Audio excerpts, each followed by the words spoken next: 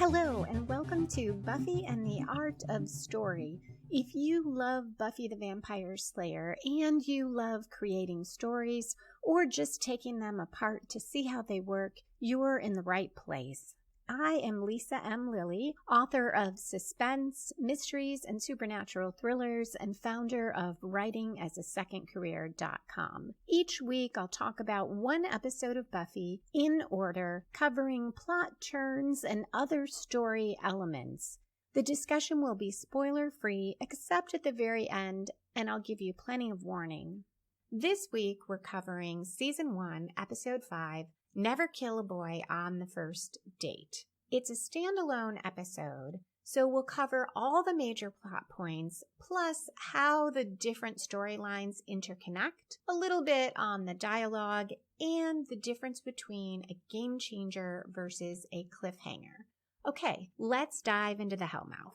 We start in the graveyard. Buffy slays, Giles critiques, and this sets up our roles of our two characters for anyone who's new in the audience. Giles finds a ring and says he will consult his books, and we get a cut to a dusty book slamming down on a table. It's not Giles, though, it's the Master. And the Master hints at one of our plot conflicts, which is the Anointed One. He quotes a prophecy about the Anointed One, says the Slayer will not know him, he will lead her into hell, and that he will rise from the ashes of 5 who die. Right about 10% in 4 minutes, 30 seconds of a roughly 43-minute episode, we get our story spark or inciting incident. And usually this is right about when we will see this happen in the episode. Buffy figures out that the ring relates to the Order of Aurelius. She sees this in a book in the library when Giles is saying he can't find anything. And we get this nice line that shows the developing playful relationship between the two when she says 2 points for the Slayer while the Watcher has yet to score. Owen comes in. Now this is our real conflict. We basically have two plots here that merge into one in a way. We have the plot, the main plot, with Buffy trying to have a normal life, specifically to date a boy that she is very interested in, while also fulfilling her Slayer duties. And the other plot is the plot of Buffy trying to stop the Anointed One from rising or kill the Anointed One once he rises. I'll talk a little more about why the Owen-Buffy conflict is the main plot. It's also something in the DVD interview that Joss Whedon talks about, and he says this episode is so important because it is about Buffy maintaining a normal life, and it juxtaposes her vampire slaying directly with a date with a cute boy. So this is the most on target that we have addressed this issue. It is an episode all about that, where in the other episodes to date, it's been sort of an ongoing subplot or a side issue and an additional internal conflict for Buffy. We see how much Buffy likes Owen because she gets flustered when she talks to him. She follows him upstairs. She's happy that he's even thought about what she's like. And she has a hard time paying attention to Giles when he is telling her about this Order of Aurelius. On the way from our 10% to our first major plot turn, we see Buffy clashing with Cordelia in the cafeteria, and they literally crash, or Cordelia crashes into her. Buffy and Owen make a plan to meet at the Bronze at 8, but the conflict escalates when Giles tells her about the prophecy he found about the Anointed One rising from the death of 5, and that it is going to be tonight. And Buffy argues, but eventually she agrees because she's going to do what she needs to do. And Giles warns her about the hazards of getting involved with anyone or revealing her identity and how it could put people close to her in danger. We see Buffy and Giles on the roof, waiting, sitting. Clearly nothing's been happening, and he finally says, well, maybe he made a mistake. Now we are at the first major plot turn. Usually this happens about 1/4 way through the story, and here it is almost exactly on target. It's 11 minutes and 23 seconds of a roughly 43 to 44 minute episode. We see the bus. First we see this little kid who's, I think, playing with a paper airplane, and then we see this scary sort of guy who we find out later is a murderer, as well as gets turned into a vampire, talking about to everyone how you will be judged. The scene on the bus escalates as this scary guy is preaching to the bus driver. The bus driver's telling him to sit. There's someone in the road. We see it's a vampire. I don't know that the bus driver picks up on any of that, but he swerves and he crashes. All of this is intercut with Buffy at the Bronze. She gets there, Owen is dancing with Cordelia, and Buffy leaves disappointed. This bus scene has always felt a bit drawn out to me, even though I overall like this episode. I'm curious if anyone else feels that way. I've also wondered whether they ran short on this episode and perhaps kept in more of that scene than they really needed. It ends when we see that the vampire is killing people, and we cut to Buffy at school the next day, and she's complaining about how she has no life. And then Owen comes up and he's flirting with her, and it turns out he does still want to see her. So while we have that 1/4 turn in our plot about the Master and the Anointed One and Buffy, we also get a bit of a 1/4 turn here in that Owen changes things by revealing he's not really interested in Cordelia and that he still wants to see Buffy. We also get this moment where Buffy and Owen are flirting, and he gives Buffy what looks like an antique pocket watch. The joke is so she'll know what time to meet him. And Xander, who is jealous, glances at his Tweety Bird watch, and his expression is just so clear. And before Owen came back, or actually later in the episode, he will say to Buffy something about what you need is someone who already knows your darkest secrets. I found it interesting that in the interview, Joss Whedon commented that Xander has a terrible crush, and, quote, what happens is sort of typical to what happens to Xander in his life, close quote. The reason I found that interesting is because, for the most part, unlike Teacher's Pet, this story is not about Xander. We already have 2 plots with the Anointed One and the Master, and then Buffy and Owen. And Xander's interest in Buffy for this episode isn't really even a subplot. There's a little bit of a story happening here, but it's really more of that character through line. So I found it interesting that Joss seemed to be saying that was but what the episode is about in a way. But he also said, the part about it's about Buffy struggling to have a normal life. And I think what this points to is part of why the show works so well, and any good ensemble show works so well, is there are many different ways to come into the world of the story and different characters that audience members can identify with. So one person might really identify with Xander, and that brings that person into the story in a way that they might not have engaged with it if Xander were not there. We also see the Master telling a vampire that when this work is done with the Anointed One, he'll be one step closer to freeing himself from his underground prison. So this does a couple things. It is a reference to our season story arc about the Master trying to get free and take over the world. It also is why I say the main plot is Buffy and Owen, and Buffy trying to have this normal life, not Buffy trying to stop the Master, because this makes it clear that if the Anointed One rises and comes to the Master, it'll be a step forward for him. It will help him, but it isn't going to win the day. Side note, there's also this moment when the Master tells the vampires to give their lives if necessary to bring the Anointed One back to him and to kill the Slayer. And I have always wondered why vampires would give their immortal lives for another vampire's cause. That's done a few times in the series and never really explained why they would do that.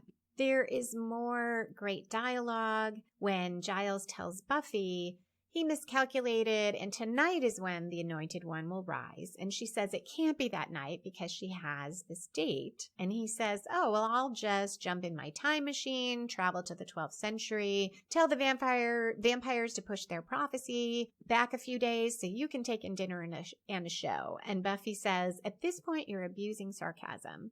Again, I'm enjoying so much this developing relationship between them where they can have this kind of conversation. That Buffy dropped everything the first time and missed her date does a couple of things. One, from an audience perspective, it helps us be on her side here because she did the right thing, and it's not unreasonable for her to feel that if Giles made a mistake before, he may have made a mistake now. It also gives Giles a reason to capitulate when she points this out, even when he shows up with this article showing that 5 people died on this bus accident and there was a murderer on the bus. It also isn't really the bus crash, as Buffy points out, isn't exactly the type of thing that they usually are used to dealing with. So now we are at the midpoint because Giles is confronting her with this. Despite everything I just said, like the cautious thing would be to be vigilant that night and skip her date. But remember, our protagonist at the midpoint in a well-structured story typically commits all in, throws caution to the wind, and goes ahead with her quest. And here, Buffy's quest is to have a normal life and to go out with a boy she really likes. And she throws caution to the wind and says, if the apocalypse comes, beep me. And she goes out with Owen. And for those of you who haven't seen them, these were beepers. You probably know beepers in the time before cell phones. You could call someone from a landline and they would get a message with your phone number and you would know to call them. So there is a way to reach Buffy. Often at the midpoint, we see a character suffer, the protagonist suffer a reversal, and sometimes we see both the commitment and reversal, but here we just have the throwing caution to the wind. And I think that it works really well as the midpoint for the story, and it does what it needs to do, which is to drive the story forward from that point on. Buffy's action at the midpoint propels the story toward the next major plot turn. What we have now are scenes intercut with one another, just as Buffy's life is split between her desire to have a normal life and her Slayer duties. So we get Giles going to the funeral home, being surrounded by vampires and chased. He barricades himself in a room. Xander and Willow follow him, and they're going to go get Buffy because they aren't able to get him out. In between all of that, we see Buffy at the Bronze. She is talking with Owen, happy to be there, and yet checking her beeper, and she looks worried when there is no message. But she dances with Owen anyway. He comments on feeling like she's 2 different people. We have Cordelia trying to separate them. I don't quite think Cordelia would be as over the top as she is, but it is fun because this is basically the high school fantasy of everyone who wasn't Cordelia, and perhaps even people who were, that this person that you are so interested in will return your feelings over or instead of somebody else who is more popular or prettier or who you would expect that person to want. And that wonderful feeling Buffy gets to experience that, yes, Owen does want to be with her and not Cordelia. And it's especially nice because Cordelia has been mean to her. So we see Buffy getting this sort of not just normal life, but even a little bit of the high school fantasy. We also have some fun when Buffy Cordelia sees Angel for the first time and says, hello, salty goodness. And then just cannot believe it when he too is talking to Buffy. We have nice conflict when Angel and Owen meet. Angel is so surprised by the date. Buffy has trouble explaining how she knows Angel. She's also offended that he's surprised surprised. And she's reading him as surprised rather than jealous. I think that he is both. I get why she sees surprise, though, because she has been feeling like she has no life. She's tired of people like Giles or Xander and Willow. Well, not Willow, but Xander and now Angel saying in one way or another that she's not allowed to have a social life, that she should just be vampire slaying all the time. Xander and Willow appear. They pretend they're double dating and get across to her that Giles is in trouble. And she tells Owen he can't go with to the funeral home. And there's a nice shot with Buffy and Owen talking, and Angel is in the background between the two of them. I don't remember if I noticed that when I just watched the episode for fun or watched it the first time. It's clearly very symbolic. I think it's subtle enough that it doesn't bang you over the head with it, but it was very noticeable now because I am looking at this whole episode for how her two lives clash.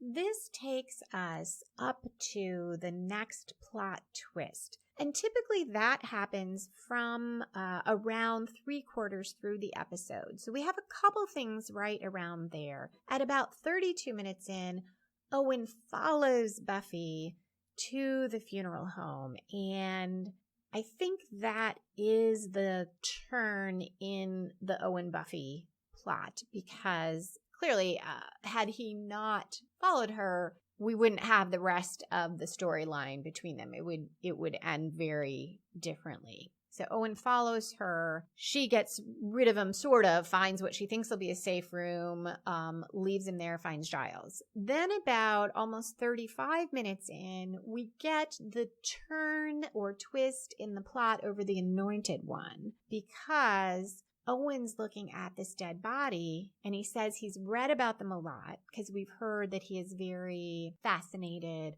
by poems about death, but now he is seeing an actual dead body, and he says, I've never seen one before. Do they usually move? And the murderer sits up, and we realize he's a vampire, and he says, I have been judged. So this is a pretty significant turn in our story, because now we know who the Anointed One is, or at least we think that we know who the Anointed One is. I was a little bit confused in previous viewings. I had thought the murderer was the vampire all along, and I don't think I caught the first time or several times through, because I've watched the series many times. I don't think I caught that the guy in the road, the vampire swears to avoid, the driver swears to avoid, was a vampire, and that he was the one who killed everyone. For a long time, I thought this murderer was a vampire the whole time. But watching it carefully, I realized that when he sits up, he's saying, I have been judged, because he did die, and now he was a human, an evil human, but he was a human, and now he is undead, and he feels this is a judgment on him and his worthiness, apparently. And he says something later about, they told me while I was sleeping. So he sees some great significance to all of this, and that adds to our perception that this is the Anointed One. So now everything from the 3/4 point to the climax, the story moves very fast. Everything comes from that 3/4 twist. So with the Owen Buffy story, it's Buffy trying to keep Owen safe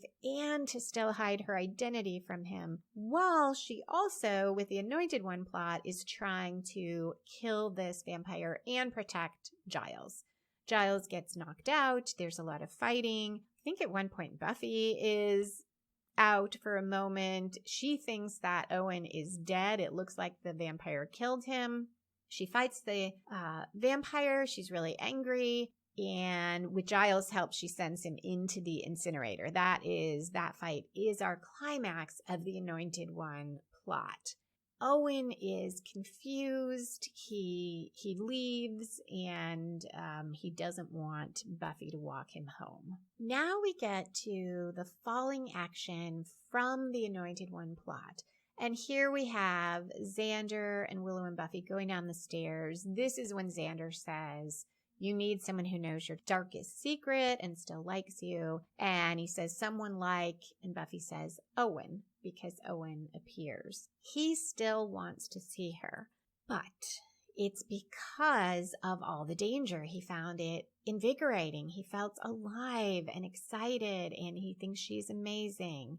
This could be, I think this is the climax of the Owen-Buffy arc, because this is the moment where everything comes together and Buffy says no, that she doesn't want to see him again. And then there is falling action in that plot because Giles comes over to talk to her, gives her credit for making this choice, and tells her about learning at the age of 10 that his destiny was to be a watcher and how unhappy he was and the sacrifices that have to be made. And Buffy says that Giles and Willow and Xander understand the score. They know to be careful, but Owen would get killed in a day in her world, and she can't risk that.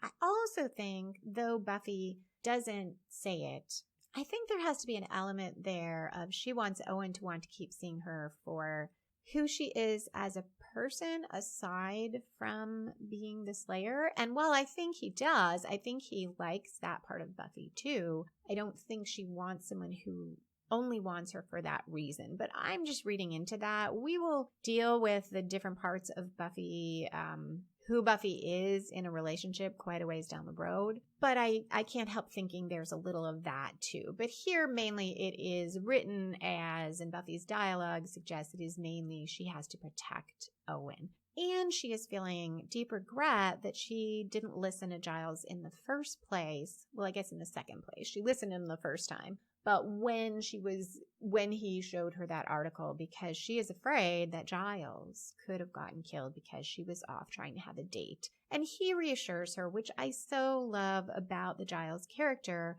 He says, we're figuring it out as we go, and she's doing pretty good, and at least they stopped the Anointed One. I like this about Giles so much because it would be easy to write a one-note sort of Giles who is always scolding Buffy, or who would shake his finger and say, yes, I could have got killed. See what happens when you try to do this. But Giles is so much more nuanced than that. And it's partly because of knowing Buffy and recognizing that she is a whole person. In the beginning, I don't know that he was ever one note, but he was much more in our pilot episode, all about the dire warnings. And he too has already grown, and Buffy has grown, and it's such a nice relationship. And there's plenty of conflict there already without having him be like the punitive parent here.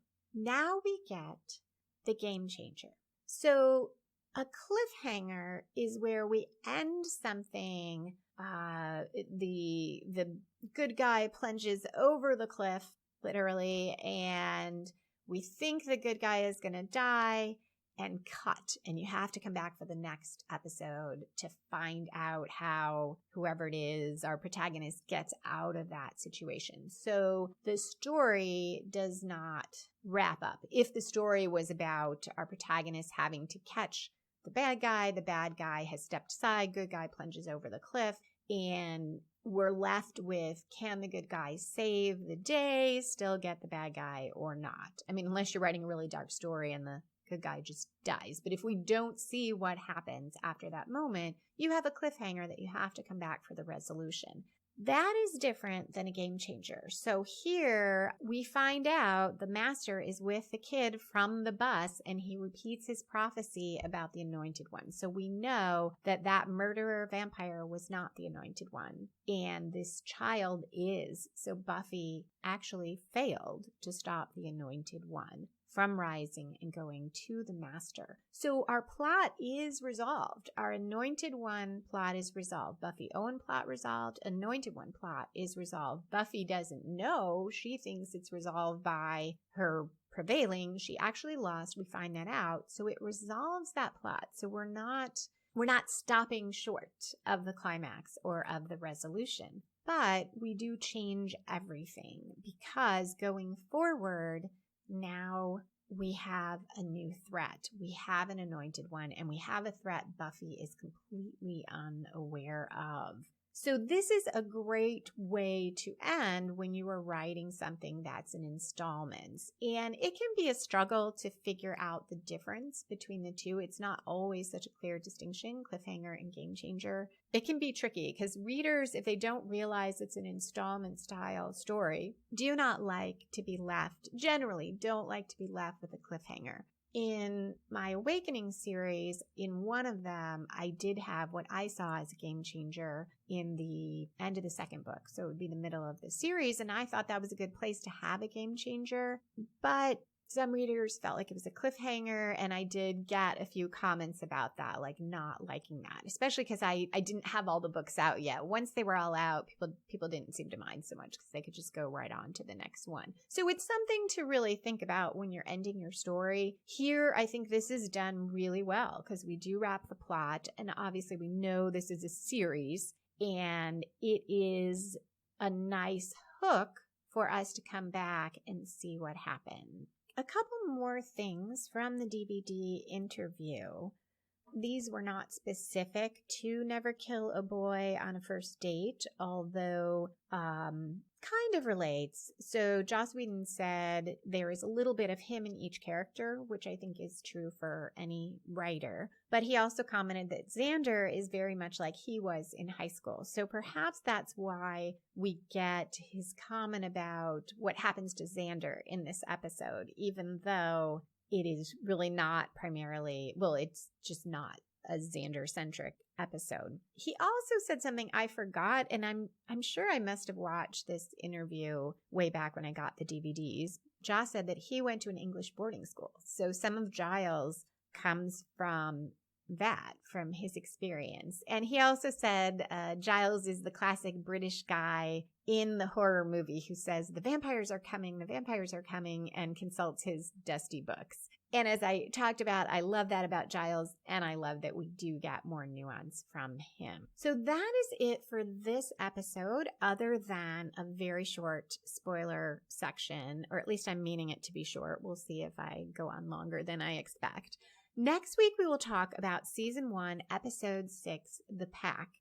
As with this episode, it's standalone, so we'll talk about all the major plot points. We'll talk about subplot. We'll also talk about building up feelings for the victim and misdirecting the audience on who the victim will be. We talked in The Witch about misdirection as to the villain, but this time there's a bit of a misdirect as to the victim. So thank you for listening. I hope you'll come back. In the meantime, you can find me on Twitter at Lisa M. Lilly. You can email me, Lisa, Lisa, at lisalilly, Lilly.com. And if you put Buffy story in the Ray line, it'll make it easier for me to find and answer your emails. You can also find articles and books on writing at writingasasecondcareer.com. All right, we're going to go into the spoilers in a second. Spoilers. One quick thing. I love Cordelia's line after she sees Angel and says the salty goodness line. She says something like, call 911. That boy will need oxygen when I'm done with him. And I just find that fun, given that we are going to find out in another, I think 2 episodes, that Angel is a vampire. So doesn't need oxygen at all. The other spoiler, I just briefly wanted to comment because it occurred to me only as I was recording this that my comment about Buffy wanting Owen to like her for her maybe comes from my having watched the Buffy Riley relationship. And if you remember the episode, it's the one with the demon who splits Xander into 2 people. And Buffy and Riley have this conversation when she asks if Riley would like her to, would like to split out those 2 parts of her, the Slayer Buffy and Buffy the person, because that's what that demon Toth was trying to do in the first place and missed and hit Xander. So what's interesting to me about that is in that scenario, Buffy is struggling with feeling like Riley would prefer her to not be the Slayer. He denies it. He says he wants the whole package and he's in love with the whole package. And yet there is a lot that happens that suggests that maybe he's not okay with it, or he just hasn't found a way to come to terms with it. But there she is feeling like she wants Riley to want the whole package. By that time, she feels more integrated with who she is. We'll see what I think when we get to that season, which I believe is this discussion happens in season 5. I'm excited about getting to that point so we can talk more about that Buffy Riley relationship. And of course, soon we'll get to talk about the Buffy Angel relationship. Okay, that is it for this week. Thank you so much for listening, and I hope to see you next week.